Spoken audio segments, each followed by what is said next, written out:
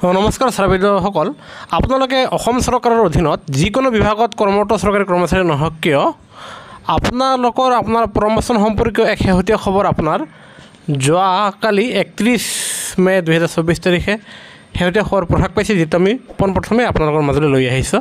ছাৰবিদসকলে এই অফিচ মেম'ৰেণ্ডামখন চাব আৰু যিটোৰ আমি ইংৰাজী অনুবাদ আমি কম সময়ৰ ভিতৰত আমি অসমীয়াত ক'বলৈ যত্ন কৰিছোঁ আৰু এয়া সম্পূৰ্ণ আপোনাৰ অনুবাদ কৰিলে বহু সময় লাগিব আৰু যিটো আপোনাৰ এই মেম'ৰেণ্ডামখন আপোনাৰ হ'ল বিশেষকৈ প্ৰমোশ্যন সম্পৰ্কে আৰু ইয়াতে কোৱা হৈছে যে যদি কোনোবা আপোনাৰ জ্যেষ্ঠ বিষয়াই পদোন্নতি নলয় তেনেহ'লে তেওঁ লিখিতভাৱে সেয়া অৱগত কৰিব লাগিব আৰু যেতিয়া আপোনাৰ ডিপাৰ্টমেণ্টেল প্ৰমোশ্যন কমিটিয়ে সেয়া মানি ল'ব আৰু তাৰপিছতহে সেয়া আপোনাৰ ইলিজিবল হ'ব।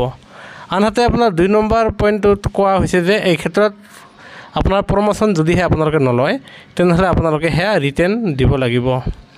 আনহাতে আপোনালোকে এয়া 3 নম্বৰ পইণ্টৰ লগতে 4 নম্বৰ পইণ্টটো চাবলৈ যত্ন কৰিব আৰু য'ত লিখা আছে যে আপোনাৰ এই যে প্ৰমোশ্যন আৰু এই প্ৰমোশ্যন পোৱাৰ ফলত কৰ্মচাৰীসকলে যদিহে প্ৰমোশ্যন নলয় তেনেহ'লে পৰৱৰ্তী জ্যেষ্ঠজনেহে আপোনাৰ প্ৰমোশ্যন পাব। আনহাতে 5 নম্বৰ ইম্পৰ্টেণ্ট পইণ্টটো চাব, আমি লাল ঘৰৰ ভিতৰত দেখুৱাইছোঁ, য'ত আপোনালোকে প্ৰমোশ্যন যদিহে নলয় তেনেহ'লে আপোনালোকে MACPS তাৰমানে টাইম স্কেলৰ সুবিধাৰ পৰা আপোনালোকে বঞ্চিত হ'ব।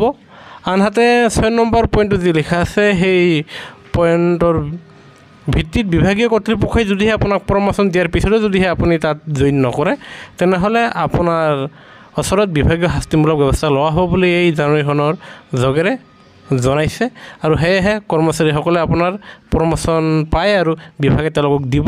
আনহাতে তেওঁলোকে প্ৰমোশ্যন নল'লে সেয়া লিখিতভাৱে দিব লাগিব আৰু তাৰপিছতহে পৰৱৰ্তী ছিনিয়ৰজনে আপোনাৰ প্ৰমোশ্যন পাবলৈ সক্ষম হ'ব।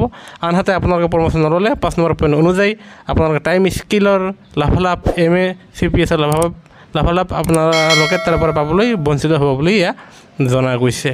সেয়েহে গুৰুত্বপূৰ্ণ ভিডিঅ'টো নিশ্চয় এটা লাইক দিব। আনহাতে কৰ্মচাৰীৰ প্ৰতিটো শেহতীয়া খবৰ তথ্য সহকাৰে পাবলৈ আমাৰ চেনেলটো ছাবস্ক্ৰাইব কৰিবলৈ নাপাহৰিব। ভিডিঅ'টো চাব ধন্যবাদ।